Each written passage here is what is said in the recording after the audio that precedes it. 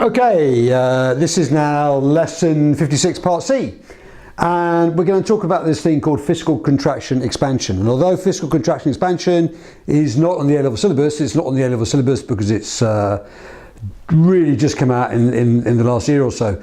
So hence that will be the reason why it's not on, although to be honest it sort of comes up quite a lot of the time. And the basic idea is if you decrease G, your economy can still expand and you will still end up with more jobs. And fiscal contraction expansion has worked in the UK, but it hasn't worked in Greece. So I'm just going to give a quick explanation of that. Right. The first thing I would like to do is say well done to Mervyn King and Mark Carney. At this moment in time, in the year 2014, I think they've both done a pretty remarkable job in allowing the UK economy to recover by keeping very, very low interest rates, and in Mervyn King's case, being willing to print money. And that's why the UK economy has recovered much faster than Europe's, because of our much more aggressive monetary policy, and we were much quicker off the mark than they were in Europe for all sorts of reasons. Okay, but I think a part of this idea is fiscal policy working with monetary policy, and I suppose on there I could also put on and also having supply side as well. Okay, so what have we done with the monetary policy in the UK? Well, as you'll know, we printed money, QE, £360 billion worth, low rates of interest and also a low exchange rate. Now, because of that, conditions are pretty good for the UK business, because low rates of interest, cheaper to borrow money, low exchange rate, cheaper exports, and QE, banks have more money to lend out, but whether or not they're lending it out at low rates of interest is another story. Okay, so the usual thinking behind all of this, if you decrease G, particularly when you have a negative output gap, or even worse when you're in a recession, that will lead to a fall in AD. Just look at Greece, it proves the case. Right, Greece has now had a fall of 25% or 25% of GDP, and has got very, very high rates of youth unemployment, over 50%. Okay, but if you decrease G, there's going to be less of a crowding out effect.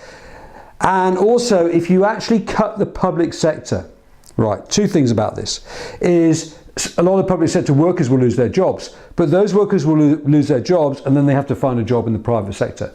So you're shifting government spending away from the public sector and you're creating jobs in the private sector. Okay, for the public sector workers who's lost their job, your job may not be as well paid and it may not be as good. But in terms of the government is saving an awful lot of money. And actually, when you really cut something, so if you decrease G, say on the police force, they have to reform the way in which they operate. They have to really think about new ways in which they can do things. Now, so therefore, if you cut G, it actually makes your institution reform. And I can think of some pretty good examples of this. If you look at education sometimes, if you cut budgets of schools, they have to do things in different ways. It forces them to think outside the box and create new ways of learning. This lecture is not going to make me very popular with school teachers or policemen or the fire service. I'm just giving a broad interpretation really, that if you do cut G, then sometimes those institutions have to reform and they have to increase productivity.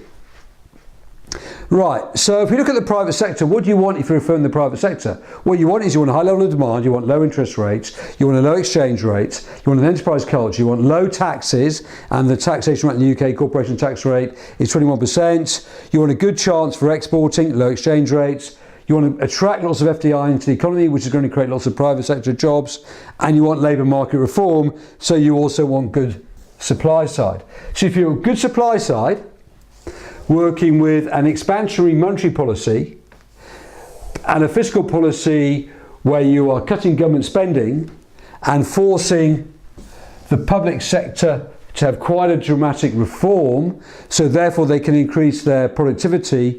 Therefore, it may be the case that decreasing G will lead to a fall in unemployment and greater growth.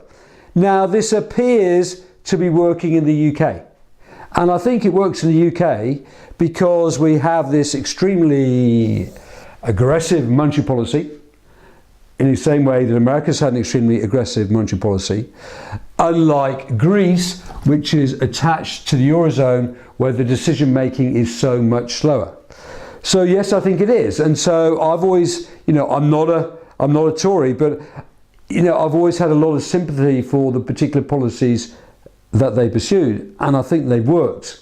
Okay, there will be people who suffer from it, noticeably savers, but if there'd been a massive banking crisis and all the banks had gone bust, then the savers could have lost all of their money, not just the rate of interest on that money. And secondly, obviously, if you work in the public sector and you cut government spending, that you may be one of the people who lose their job. Okay, and it may force you into the private sector. Now, that's not a particularly pleasant thing for the individual, but the overall picture is that unemployment is now 6.8%, so the fiscal contraction expansion idea appears to be working. Okay, this is part C, and it's all about fiscal policy and the uses of fiscal policy. So it's pretty basic stuff really, but just to remind you, just give you the big picture overall. I suppose always remember fiscal policy is always demand side and supply side, e.g. so therefore if you reduce corporation tax, that will increase aggregate demand, obviously, because firms want to take more investment, which will cook the multiplier accelerator. And it's also supply side because it increases investment and therefore shifts out the long run aggregate supply curve, which is probably why the government is so keen to decrease corporation tax. Okay, so fiscal policy is used for managing aggregate demand. It can also influence the pattern of demand, the pattern of AD. So, for example, if you increase taxes on petrol, then people will use less petrol and maybe move over to renewable resources. So it changes the pattern, we will use less petrol. Or you may subsidise merit goods, education and health. Or you may increase VAT to cut spending, or you may increase VAT on luxury goods like Louis Vuitton. So we spend less money on those sorts of goods, so we buy fewer imports. We may decide to subsidise green technology, and maybe increase spending on capital goods, which is intervention supply side. So the government, via the use of fiscal policy, tax and subsidies, can influence the pattern of demand. Think about merit goods and demerit goods. Also, we can use fiscal policy to redistribute income from the wealthier to the poorer people, and we do that via a progressive income tax. Paying for essential government services, e.g. there is a strong regulatory arm now in the Bank of England, that's going to be paid for by someone. We also have automatic stabilisers. Now what does that mean? It means that in a recession, automatically the government will spend more money and take less in taxation revenue. The government will automatically spend more money because there'll be more people on unemployment benefits. And lastly on here, I just want to have a very quick look at cyclical budget deficit and a structural budget deficit. Right, a cyclical budget deficit is temporary, and if you're in a boom time, then you're going to have a budget surplus. In a recession, you have a budget deficit. So therefore, overall, there will be no increase in national debt. So it's called a cyclical budget deficit. So in a recession, we will run a budget deficit because there's less taxation revenue coming in, and the government is spending more money because of the automatic stabiliser. However, a structural budget deficit, which is what we have in the UK, is that even in the boom time, we will still have a budget deficit. Now that becomes serious, of course, because eventually your national debt gets bigger and bigger and bigger and bigger and bigger, just like the UK. So in 2000, the national debt was 20% of GDP, and in 2007 it was 40% of GDP, and in 2014 it is 90% of GDP. So if you have a structural budget deficit, even in a boom period, we will still run a budget deficit.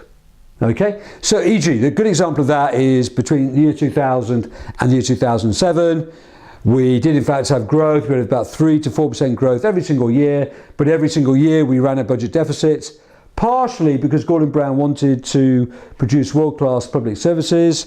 And if you had world-class public services, that will be a supply-side measure in terms of the economy. But sadly, probably a lot of that money was just wasted on wages, which is revenue expenditure, so that didn't really occur. So we now have in the UK, sadly, we have a structural budget deficit, and somehow we need to reform that. So we only have a cyclical budget deficit, which will help the UK economy. The last lecture on here will be on corporation tax. Thank you.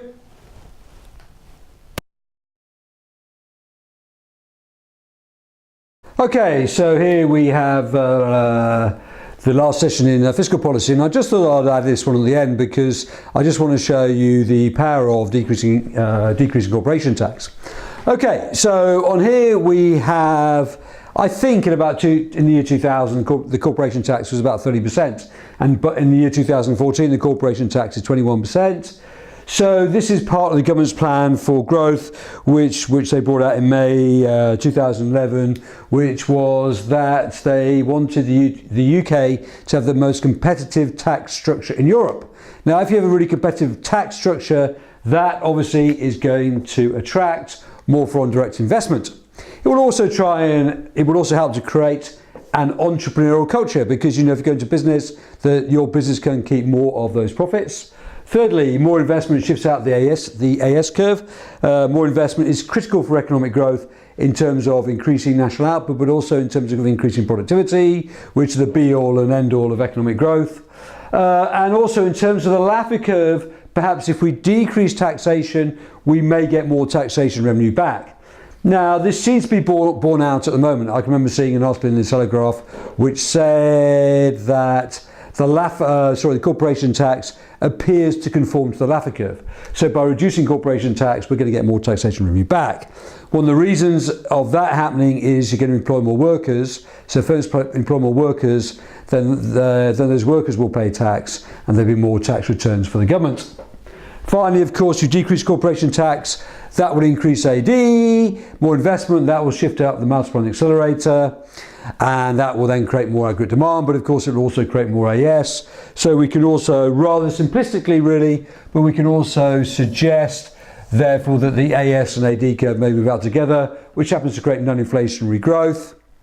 It also tells the rest of the world that the UK is open for business, which is really the same point as it attracts more foreign direct investment into the UK, of course. And I think it's also part of this fiscal contraction expansion idea, is that actually we can cut G, and we can also maybe cut some taxes, particularly corporation tax, and we can get growth even though overall we are cutting government spending. Okay, and I missed out the word tax on there. So corporation tax, as well you know, is supply side and demand side. Thank you.